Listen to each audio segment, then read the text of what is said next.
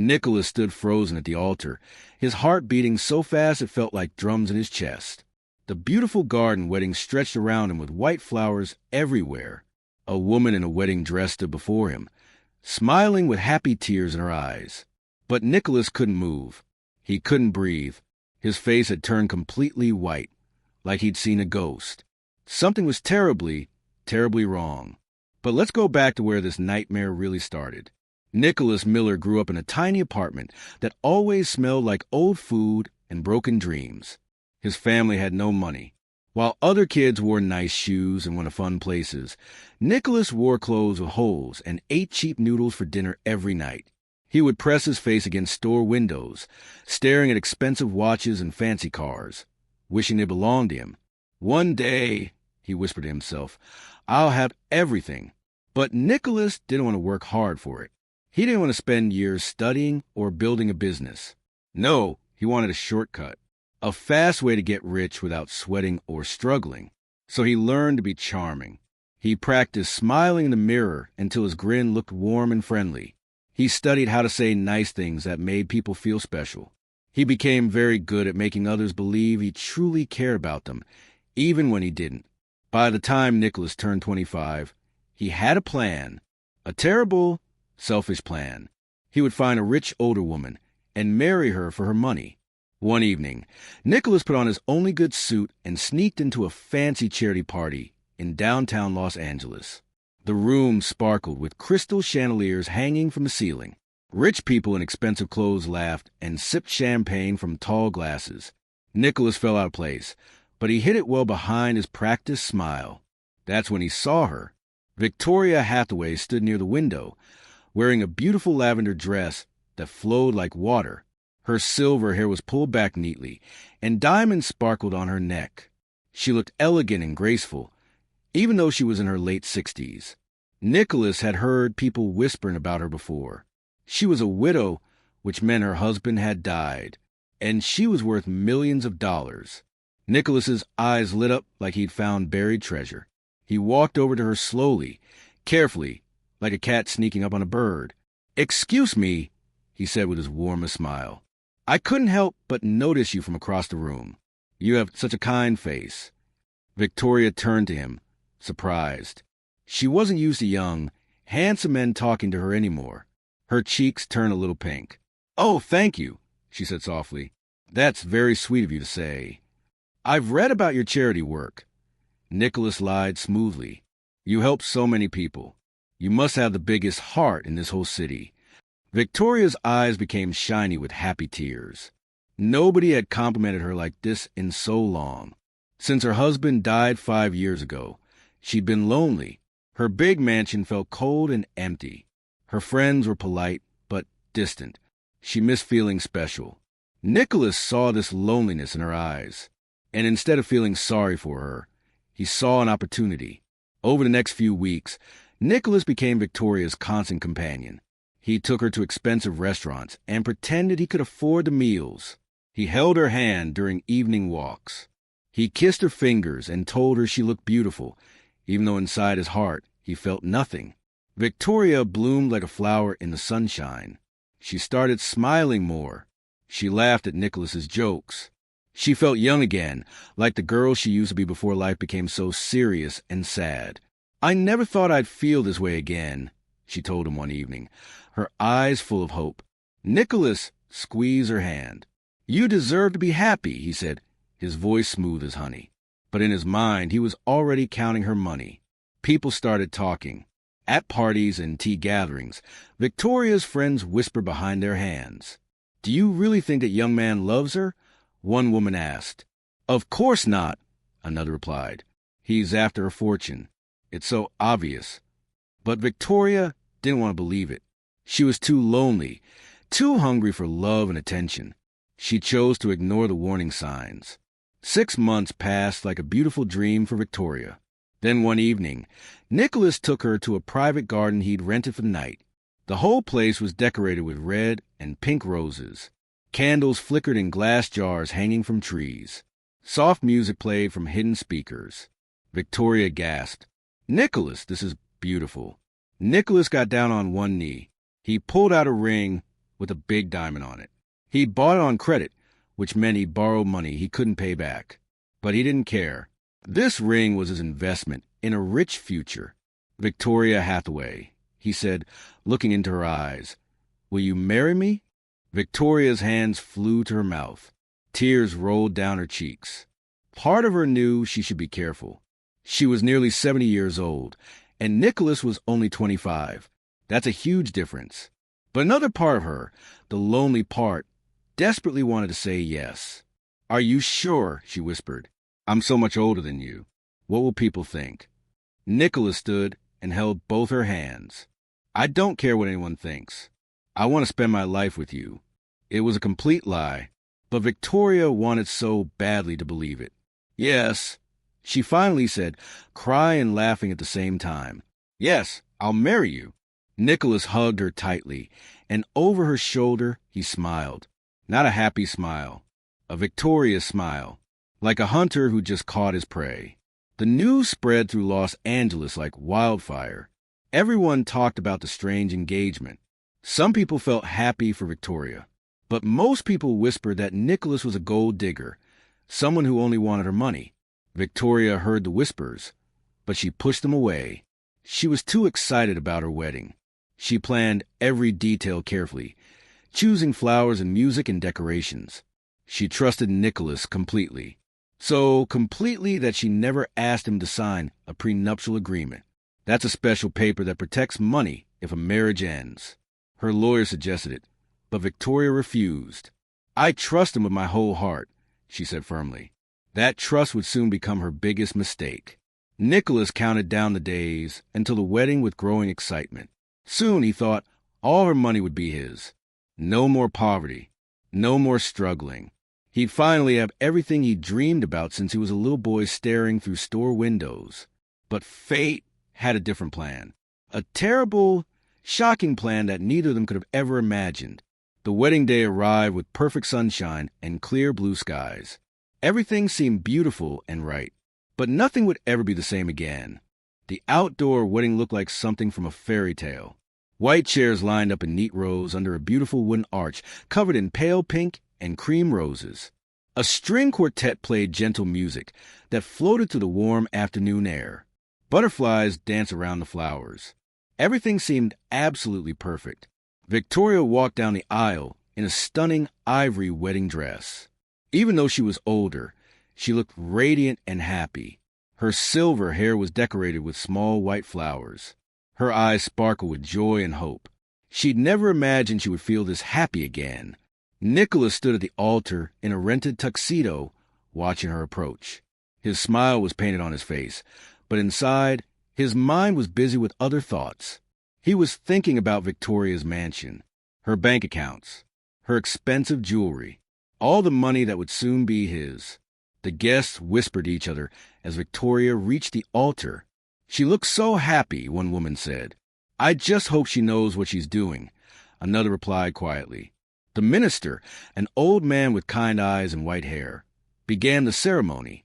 His voice was warm and gentle as he talked about love and commitment and spending your life with someone special. Nicholas barely heard the words. He was too busy imagining his new life as a rich man. He pictured himself driving expensive cars and wearing designer suits. No more pretending. No more struggling. Finally, everything he wanted would be his. Nicholas, the minister said, you may now kiss your bride. This was the moment. Nicholas leaned forward, ready to seal the deal with a kiss. Victoria closed her eyes and tilted her head up, a soft smile on her lips. But then Nicholas saw it. As Victoria moved, her dress shifted slightly at the shoulder. There, on her left shoulder near her collarbone, was a small mark on her skin. It was shaped exactly like a crescent moon, the kind you see in the night sky. The mark was dark brown, about the size of a small coin. Nicholas froze. His hands, which had been reaching for Victoria's face, stopped in midair. His whole body went completely still, like someone had pressed a pause button on him. The birthmark. Suddenly, Nicholas wasn't at his wedding anymore. In his mind, he was 7 years old again, sitting in his adoptive parents' small kitchen. His adoptive mother was making soup, and young Nicholas was asking questions about where he came from. "Mama," little Nicholas had asked, "why don't I look like you and Papa?" His adoptive mother had sat down and pulled him onto her lap. Her eyes were sad but loving. "Because you grew in another woman's tummy," she explained gently. "Your birth mother couldn't take care of you, so she gave you to us. And we love you so much." "What was she like?" Nicholas asked. "My birth mother?" His mother thought carefully. "I never met her, but the adoption papers said she was very young when she had you, just 16 years old. And the nurse told us something special about her." "What?" Nicholas asked with wide, curious eyes. "She had a birthmark," his mother said. "Right here." She touched Nicholas's left shoulder, shaped like a crescent moon. The nurse remembered it because it was so unusual and beautiful. Back at the wedding, adult Nicholas stared at that exact same birthmark on Victoria's shoulder. His mind raced like a speeding train. His heart pounded so hard he thought it might break through his chest. No. This couldn't be happening. This was impossible. But the pieces were falling into place like a horrible puzzle. Victoria was in her late 60s.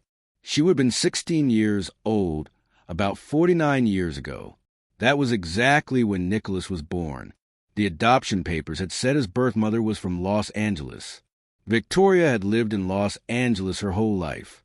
And now this birthmark, this exact, specific, crescent moon-shaped birthmark. Nicholas felt like he might throw up right there at the altar.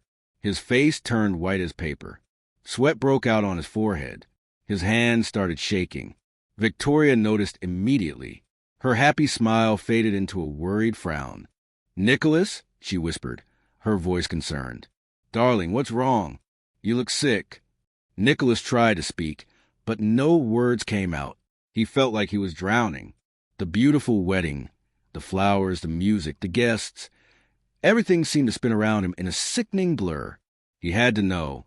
He had to ask, even though he was terrified of the answer. Nicholas grabbed Victoria's hand, maybe a little too hard. "We need to talk," he said, his voice shaky and strange. "Right now, privately." Victoria looked confused and scared. "But the ceremony." "Now," Nicholas said more urgently. The minister stepped back, looking worried. The guests began whispering louder. Something was clearly very wrong. Nicholas pulled Victoria away from the altar and into a small room inside the venue building. It was a quiet space with a couch and some chairs, meant for brides to rest before the ceremony. He closed the door behind them. Victoria's eyes were wide with fear. "Nicholas, you're scaring me. What's happening?" Nicholas pointed at her shoulder with a trembling finger. "That mark, the birthmark on your shoulder. Where did you get it?" Victoria touched her shoulder, confused. "I was born with it. I've had it my whole life." "Why?" Nicholas felt dizzy. He had to sit down before he fell down. He dropped onto the couch and put his head in his hands. "Tell me the truth," he said, his voice cracking. "Did you ever have a baby? A long time ago? When you were very young?" Victoria's face went pale. All the blood seemed to drain from her cheeks. She stepped backward, her hand flying to her mouth. "How do you know about that?" she whispered. Nicholas looked up at her with horror in his eyes. "Answer the question. Please." Victoria's legs got weak. She sat down in a chair across from him. Tears started filling her eyes. "Yes," she admitted quietly. "When I was 16 years old, I got pregnant. My family was very poor back then. We had no money. My parents were so angry and ashamed. They said I couldn't keep the baby." Nicholas felt like the room was closing in on him. "What happened to the baby?" Victoria's tears spilled down her cheeks. "I gave birth to a beautiful baby boy, but I only held him for a few minutes before they took him away. They made me give him up for adoption. I never even got to name him. I never knew what happened to him. It's been the biggest pain in my heart for my entire life." Nicholas couldn't breathe. He pulled at his collar, gasping for air. "I was adopted," he said, his voice barely a whisper. "When I was a newborn baby. My adoptive parents told me my birth mother was 16 years old, from Los Angeles, and she had a birthmark shaped like a crescent moon on her left shoulder. For a long moment, neither of them moved. Neither of them spoke. They just stared at each other as the terrible truth crashed down on them like a building collapsing. Victoria's face crumpled. "No," she breathed. "Oh, God, no. Please, no." Nicholas stood up suddenly, knocking over a small table. A vase fell and shattered on the floor. "I'm your son," he said, his voice rising with panic. "You're my mother. We were about to—" He couldn't finish the sentence. It was too horrible to say out loud. Victoria began sobbing uncontrollably. Her whole body shook with grief and shock and horror. "My baby," she cried. "I've been looking for you my whole life. I never stopped wondering where you were. But not like this. Oh, God, not like this." Nicholas backed away from her, pressing himself against the wall. He felt sick and dirty and completely horrified. All those romantic dinners, all those kisses, the proposal, planning a wedding, planning a life together with his own mother. He was going to marry his own mother for her money. The room spun around him. Nicholas bent over and thought he might actually be sick. This was worse than any nightmare. This was real, and there was no waking up from it. Outside the room, they could hear confused voices. The guests were wondering what was taking so long. The minister knocked gently on the door. "Is everything all right in there?" he called. Nothing was all right. Nothing would ever be all right again. Victoria stood up, mascara running down her face in black streams. She reached toward Nicholas with shaking hands. "My son," she whispered again, "after all these years." But Nicholas jerked away from her touch like she'd burned him. "Don't," he said harshly. "Don't touch me." It wasn't her fault. None of this was her fault. But he couldn't bear to be near her. Every moment they spent together now felt wrong and twisted and terrible. Nicholas moved to the door. His hand rested on the handle, but he couldn't make himself open it. How could he go back out there? How could he face all those people? Victoria was still crying, her whole body trembling. "What do we do?" she asked desperately. "What do we tell everyone?" Nicholas's mind was completely blank. He couldn't think. He couldn't plan. All he could feel was overwhelming horror and disgust at what had almost happened. Finally, he yanked the door open. He walked back to the altar on shaky legs. Everyone turned to look at him. The minister smiled with relief. The guests leaned forward in their seats, ready to finally see the kiss and celebrate. But Nicholas held up his hand. His voice came out loud and harsh. "The wedding is off," he announced. "I can't do this. I have to go. Right now." Gasps filled the air. People stood up from their chairs. Questions flew from every direction. What happened? Is Victoria okay? What's going on? Nicholas didn't answer any of them. He turned and ran. He ran down the aisle, past all the shocked faces, past the beautiful flowers and the string quartet that had stopped playing. He ran to his old car and drove away as fast as he could. Behind him, Victoria stumbled out of the small room. Her beautiful wedding dress was wrinkled. Her face was destroyed by tears and smeared makeup. She looked at all the confused guests and couldn't speak. She couldn't explain. She just gathered up her dress and ran in the opposite direction, toward her waiting car. The guests stood there in complete confusion. The perfect wedding had turned into absolute chaos. Nobody understood what had just happened. But Nicholas and Victoria understood, and that terrible understanding would haunt them both for the rest of their lives. Nicholas didn't remember driving away from the wedding. His mind was blank, like someone had erased everything inside it. When he finally stopped the car, he found himself in front of a cheap motel on the edge of the city, the kind of place with peeling paint and flickering neon signs. He rented a tiny room that smelled like old cigarettes and sadness. The bed had a thin blanket. The walls were stained. It was a complete opposite of the luxury life he'd been chasing. But Nicholas didn't care anymore. He couldn't think about money. He couldn't think about anything except the horrible truth. He was the worst person in the world. He'd tried to marry his own mother for money. Even though he hadn't known who she was, the guilt felt like a heavy stone crushing his chest. He lay on the bed and stared at the ceiling, feeling absolutely empty inside. For 3 days, Nicholas stayed in that room. He didn't eat. He barely slept. He kept seeing Victoria's face in his mind, the moment she realized he was her son, the pain in her eyes, the tears running down her cheeks. He'd caused that pain. His greed had caused all of this. Nicholas tried to drink cheap whiskey to forget, but it didn't work. The memories just became blurrier, not gone. The shame stayed with him like a shadow. He couldn't escape.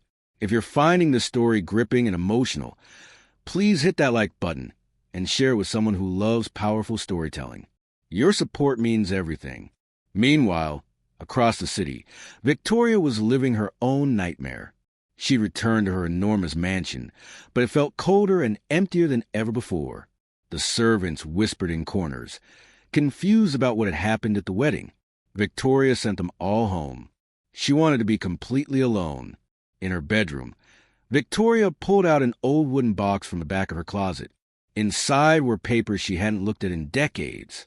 Adoption papers, hospital records, everything from the worst day of her life, the day she gave up her baby. With shaking hands, she spread the papers across her bed. Her eyes scanned the dates, the details, the description of the baby boy born on that cold morning 49 years ago. Then she looked at Nicholas's driver's license, which he left behind in all the chaos. His birthday, his place of birth, his full legal name before adoption. Everything matched perfectly. The papers confirmed what her heart already knew. Nicholas Miller was her son, the baby she'd held for only a few precious minutes before they took him away forever. The child she'd cried over for decades, wondering if he was safe, if he was happy, if he ever thought about her. And now she knew. He'd been right in front of her all along. But instead of a beautiful reunion, it had turned into the most horrifying nightmare imaginable. Victoria collapsed on her bed and cried until she had no tears left. She cried for her lost baby. She cried for the lonely years without him. She cried for the terrible twist of fate that had brought them together in the worst possible way. Days turned into weeks. The scandal spread through Los Angeles like wildfire. People made up all kinds of stories about why the wedding had been canceled so suddenly. Some said Nicholas had stolen Victoria's money and run away. Others whispered darker things. But nobody knew the real truth, and Victoria made sure it stayed that way. She couldn't bear for anyone to know what had really happened. Don't forget to subscribe to our channel for more incredible true stories that will leave you speechless. Hit that notification bell so you never miss an upload. Victoria's lawyer came to visit her mansion one afternoon. He was a kind older gentleman who'd worked for her family for years. "Mrs. Hathaway," he said gently, "I need to talk to you about your will, your estate planning." Victoria sat in her large living room, looking small and fragile in her big armchair. "What about it?" "Well, given everything that happened, I wanted to make sure your wishes are clear. About to inherit your fortune when you pass away." Victoria's jaw tightened. She stood up and walked to the window, looking out at her perfectly manicured garden. "Remove Nicholas Miller from everything," she said, her voice cold and firm. "Every single document. I want his name completely erased. He gets nothing, not $1, not one photograph, nothing." The lawyer nodded and made notes. He didn't ask questions. He knew better. After he left, Victoria felt slightly better. It wasn't much, but taking away the money, the thing Nicholas had wanted so badly, felt like a small piece of justice. But it didn't heal her broken heart. 2 months passed. 2 long, painful months of silence. Then one morning, Victoria's mailbox contained a letter. The envelope was plain and white. No return address. But she recognized the handwriting immediately. Nicholas. Victoria's hands trembled as she opened it. Inside was a single piece of paper covered in messy handwriting, like someone had been crying while they wrote. The letter said, "Victoria, I don't even know how to start this. I don't know if you'll read it or throw it away. Maybe you should throw it away. I'm sorry. Those words feel too small for what I did, but they're all I have. I'm sorry for lying to you. I'm sorry for using you. I'm sorry for being the worst kind of person. When I met you, all I saw was money. I didn't see you as a person with feelings and a heart. I was so focused on getting rich that I forgot to be human. I never could have imagined the truth. Never in a million years. But that doesn't make it okay. None of this is okay. I've spent these past 2 months hating myself, wishing I could go back in time and change everything. But I can't. All I can do is leave. I'm going away. Maybe to another state. Maybe to another country. Somewhere far from here, where nobody knows my name or my shame. I need to start completely over and try to become a better person. I know you must hate me. I hate me too. But I want you to know something. In those months we spent together, even though I was lying about my feelings, you showed me kindness. Real kindness. The kind I'd never known before. You deserved so much better than what I gave you. You deserved honesty and real love. I'm sorry I couldn't be the person you needed. I hope someday, somehow, you can find peace. You're a good person, Victoria. You always were. Your son, Nicholas. Victoria read the letter 3 times. Tears fell onto the paper, making some of the ink run and blur. Part of her was still angry, still hurt, still disgusted by everything that had happened. But another part of her, the mother part, the part that had missed her baby for 49 years, felt a tiny bit of comfort. He was sorry. He understood what he'd done wrong. And he was her son. Despite everything, he was still her son. Victoria folded the letter carefully and placed it in the wooden box with the adoption papers. Then she locked the box and put it back in her closet. She never replied to the letter. She didn't know what she could possibly say. If this story touched your heart, please share it with your friends and family. Stories like these remind us how important honesty and knowing our past truly are. Like and subscribe for more content. Nicholas disappeared completely after that. He deleted all his social media accounts, changed his phone number, stopped contacting anyone he'd known in Los Angeles. It was like he'd vanished into thin air. Some people said they saw him working at a small restaurant in another city, wearing an apron and serving tables. Others claimed he'd moved to another country entirely. But nobody knew for sure. Victoria continued living in her mansion, but she changed. She threw herself into charity work, helping young mothers who didn't have money or support. She funded programs that helped adopted children find their birth families the right way, with counseling and support. She never told anyone what had really happened at her wedding. When people asked, she simply said, "Sometimes things don't work out, and that's okay." She never tried to date or marry again. She had enough heartbreak for one lifetime. Years passed. Victoria grew older, her silver hair turning completely white. Her mansion felt less lonely as she filled it with charity meetings and fundraising events. She found purpose in helping others, even though her own heart remained scarred. She sometimes took out the wooden box and looked at the letter from Nicholas. She wondered where he was, if he was okay, if he'd truly become a better person like he'd promised. She would never know, and maybe that was for the best. The story of Nicholas and Victoria became a whispered legend in certain social circles. People who'd been at the wedding told the story to their friends, though they never knew the real truth. They just knew that something shocking had happened, something that made a wedding fall apart in minutes. And what was a real lesson in this tragic tale? It's about how greed can poison everything it touches. Nicholas had been so focused on getting rich quickly that he'd forgotten to value honesty, hard work, and knowing where he came from. If he'd tried to find his birth mother properly, with good intentions, they might have had a beautiful reunion. But because he was only chasing money, fate played the cruelest trick imaginable. It's also about the importance of knowing your past. Both Nicholas and Victoria had missing pieces in their lives. Him not knowing his mother, her not knowing her son. Those gaps created the space for this nightmare to happen. And finally, it's about how our actions have consequences we can never predict. Nicholas thought he was just running a simple scam.